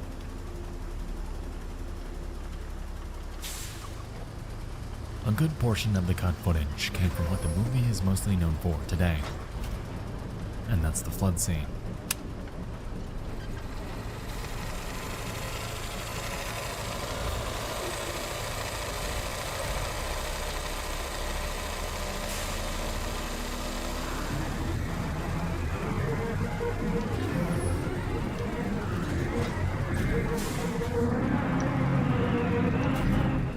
In it, we can observe a slew of actors fighting their way out of a crumbling temple and towards the Ark to stay alive. It's a grandiose set with a lot going on, and keeping in mind the time period, all of this was pulled off with practical effects. These people were legitimately submerged.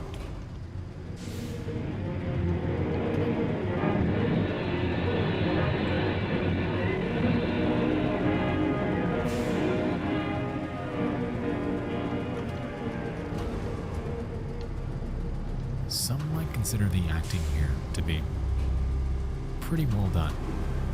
Like I said, this scene is grand, and due to the time period, was all pulled off practically. The thing is, some of these actors weren't actually acting, as during this scene, 3 actors drowned and 1 reportedly lost their leg. This was the result of over 600,000 gallons of water being dumped across the set, something that the film's extras were reportedly unaware of. It's been reported that, before filming commenced, Michael Curtiz was warned against putting so many people in danger. However, he shrugged it off, claiming that the extras were expected to be prepared for anything, and that, quote, they're just gonna have to take their chances. In the original cut of the movie, it's rumored that you could see these deaths happen on screen with a much more fleshed out flood scene. However, since the revisions, that original version is forever considered lost. It's rumored that Curtiz was in pursuit of relentless perfection. He wanted his movie to be grand and authentic. However, in this chase came a loss of life that did not need to happen, leaving Noah's Ark forever stained with an enduring legacy of tragedy.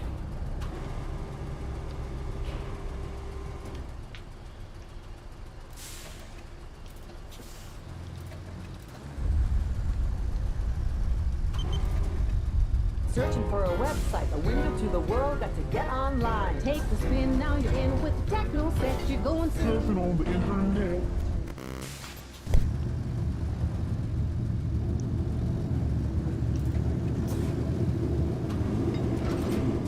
On the 2nd of July 2014, an ad was made on Craigslist.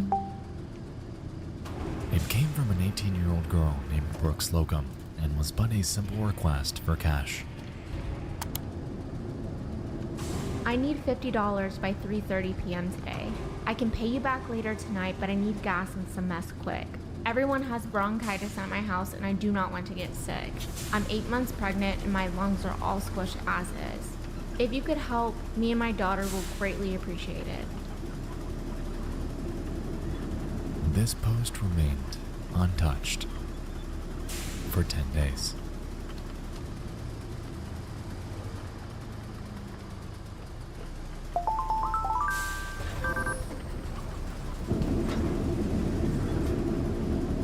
At 10:08 p.m. on the night of July 12th, Slocum receives an email from a man going by the name Mike's Hard.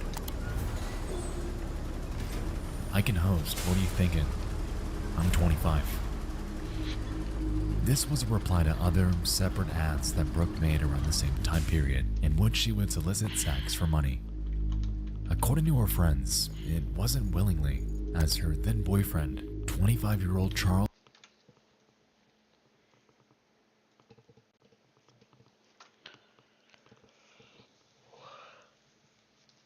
at best,